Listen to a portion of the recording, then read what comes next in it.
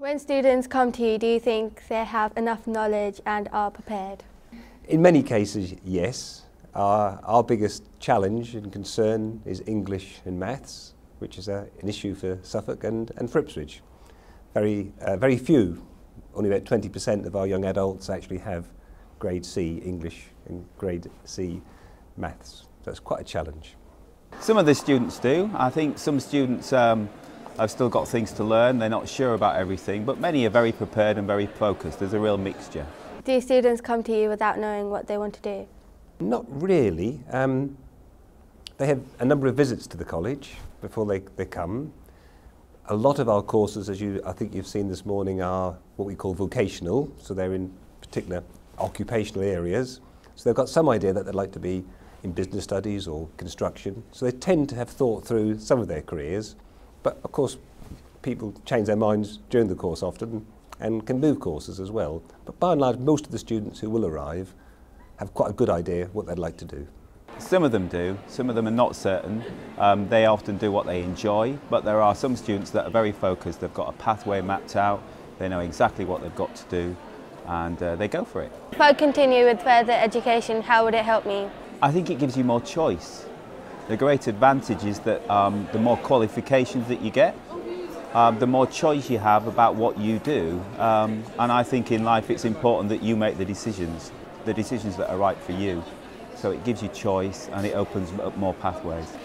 Well, further education is quite broad. That's post-16, isn't it? So clearly, to get a job, to progress further, to go to university, study post-16, I think, is pretty critical to your life and gives you a much better opportunity than if you don't. So just presume you're going to study forever, okay? What kind of courses are here and how long do they last for? We have about 70 full-time courses.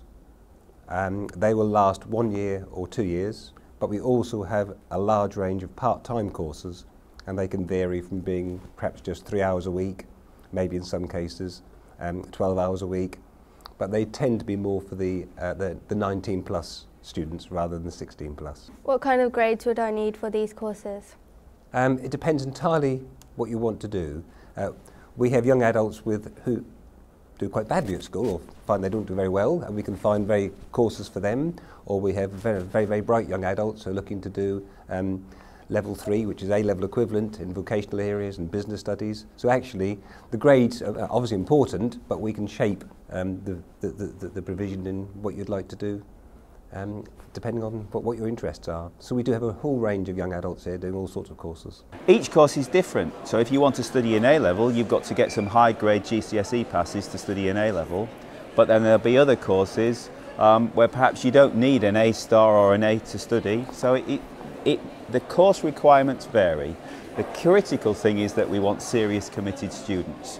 But we do need evidence that you can learn and you can commit and you can stick at your courses. So we do expect you to get some grades, but the grades will vary depending on the course. What kind of levels would I need to get into university? It depends what you want to study. It depends which university. Some universities only take very high A-level grades. It depends, and some courses demand very high A-level grades. Other courses and other universities will offer a wider range of opportunities.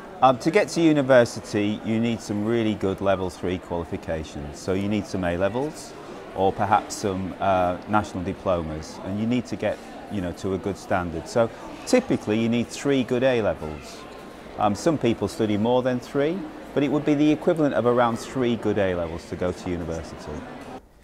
Will a degree mean I will eventually get a good job? Not automatically. You'd have to study further, probably to gain some professional qualifications. You'd obviously want to, you'd want to have the ambition and the motivation to work. But overall, young adults who gain degrees do end up earning more money in better jobs longer term. Not always shorter term, because it's quite tough out there at the moment. But the evidence does suggest that a degree does bring you, in your language, a better job, i.e. that's more money. But better jobs aren't always more money, of course, as your colleagues here will say. No doubt about it. If you look at the figures, it says that if you're a graduate with a good degree, you will earn more in your career and you've got better job prospects. And in some professions, in some careers, you have to have a degree to get to the top. Not everybody wants to get to the top, do they? But I think everybody should have an opportunity to go on as far as they possibly can, and certainly the higher qualifications allow you to do that. Tell me what is good about your college. Why should I come here? I think the great thing is that every student can achieve here. The students are really successful, but just as importantly, I think they're happy. If you've been around the college, you'll see that they're happy. There's a lot of respect. We treat our students as adults, so they have a lot of responsibility, but they get the respect as well, and that's critical. They like to be treated as adults. It's a different environment, but I would hope they'd also say they really enjoyed it and they've made some good friends, and they're friends that will stay with them for the rest of their life. I won't tell you why you should come here, because I think you should need to think through what's best for you as an individual. And what's good about this college is our teaching staff. We have fabulous teaching staff. All our teachers are good or outstanding teachers. That's over 300 of them. We have a wide range of courses. We offer a slightly different environment to school. Doesn't mean we're better, we're just different. Much more relaxed. You'd probably only study here being 3 days a week, sometimes 3.5 days a week. So it's a very informal, relaxed, and we're very, very focused on getting young adults qualified, and we work very, very hard to help them get jobs or carry on studying. It's a different kind of culture, but it is it's a very positive environment with great teachers. How different is it being at college to being at school? It is different to the extent that we obviously run a different kind of provision. We're very much more focused on vocational and occupational, and very skills based as well. I think schools are much more relaxed than when I was there, obviously, but we tend not to have 5-day weeks. None of our students would do that. We tend to look for a different kind of experience, and probably the nature of our courses makes it a different experience. A lot of it is hands-on, practical. A lot of it is outside as well, with work placements. So it's a different kind of environment. We're very conscious to structure. We have very, very close personal tutorials the same way schools do. So actually, what's important is for young adults is picking the environment they feel most comfortable in, and which will secure the best outcome for them. It's an adult environment. So when I was the head at Stoke High School, you may have called me Mr. Whittaker or Sir or Head. Here, we're adults, so you'd call me Alan. It's a very different environment. We're organised in a very different way. And many people, when they come here, they say it's very corporate, it's like a business. And that's the world that you're going to go into as young adults. So we try and run the place like a business. It's a caring community, it's a good community to be in, but it's not run like a school. Did you know what you wanted to do when you left school? No, not really. I'd probably very little idea. I went to what was called a grammar school many years ago, and I started working in a bank. But I think I was encouraged by my teachers to work in a bank. I hated it. Horrible. Not really, no. I enjoyed one or two subjects particularly, so I studied a science degree, but I really wasn't certain what I wanted to do, no, not really. Did you feel prepared to leave? I was ready to leave. I'm not sure that I was prepared to leave, but I was ready for a change. I felt that I'd outgrown school and I needed to move on. But I really wasn't certain what I was going to do, so I wasn't certain what preparations I needed, if I'm honest. I was pleased to leave school. I didn't enjoy it very much, to be honest. I was in a traditional, what's called a grammar school in those days, which I really didn't like. So I was happy to leave school and try something else, but whether I was prepared or not, I can't really tell. I passed my A-levels, but I don't know how really, because I wasn't really enthused, to be perfectly honest, when I was young. I found it quite difficult. But as I got into the world of work and went to higher education, I sort of got into it a bit and started enjoying it. So I probably didn't enjoy school very much, actually. I quite enjoy study. Would you recommend going into further education, and what are the benefits?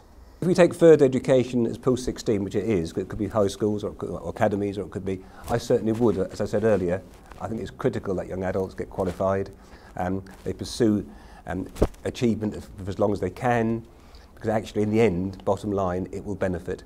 It also gives yourselves opportunities to do other things, to be part of the Students' Union. Josh is here now, to do sports, to do cultural activities, and to learn to make yourself ready for employers, which is very, very important. So yes, I would, very clearly. I think it's important that you achieve your very best. And for many people, achieving a really good set of qualifications at the highest possible level means that you can go on and take on the world and be whatever you want to be. And I'd hate to be in a position where somebody said to me, you can't do that because you haven't got the right qualification. So I think it's important for students, for my own 3 children, I want them to have every possible opportunity.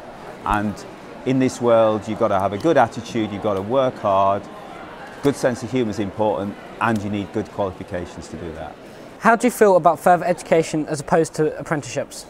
I think there are all sorts of ways to get a top quality set of qualifications. And for some people going on to higher education, to university or college, that's one way to do it. So if you want to be a lawyer or a doctor, that's probably the way that you would go. But in other industries, working through the apprenticeship route, and there are some super examples in this area, will lead you through to higher qualifications and allow you perhaps to be the managing director of the company. So there are different routes in. I was with a guy that works for BT, and he's got to the very top and he started as an apprentice there. So different routes for different people. They're different, they're distinctive. I mean, apprenticeships are in work, you're an employee, so, and whereas further education, full-time, which you're talking about, they're here full-time. We think, and the team thinks here, that probably it's beneficial to do at least 1 year post-16 before becoming an apprentice, and we find that those young adults who do that succeed better because they're more ready to work and they've learned some skills which make work easier for them. But I think there's a nice link between a lot of our students when they leave go into apprenticeships, either 18 or 17. So there's a link between further education full-time and apprenticeships, and they're both good routes, very good routes. What would you suggest doing after school? Carrying on studying, I think I'd say, and find something you enjoy or interested in and look towards the next phase of your career. When you finish school, I would suggest you stay on in education or training, so either through going to university or through an apprenticeship or employment with some really good training. I think that's important. I don't think there's any one route for any individual. There are lots of ways through, but I do think actually continuing to learn and pick up qualifications is really critical. Choose to go into further education, will it be easier to get a job after as we'll be better qualified? Absolutely, and I talk to employers a lot, and if you have more qualifications, you've got a much better chance of employment and better employment as well. I'm almost certain that any qualifications post-16 would help you secure employment. 93% of our students, which is about 3,500, when they leave, either get jobs or carry on studying at a higher level. And we believe passionately it's because they've got a very, very good, high quality, further qualifications. So yes, I would always encourage young people to stay on post-16.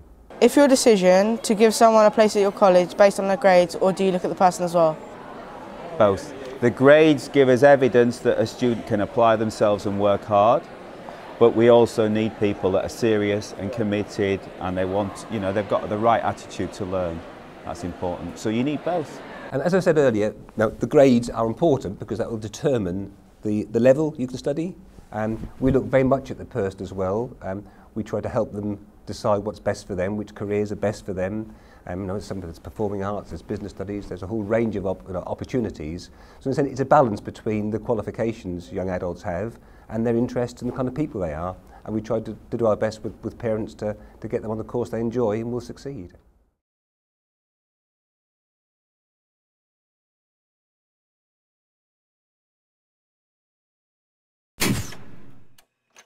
Lights ready. Camera rolling. Action.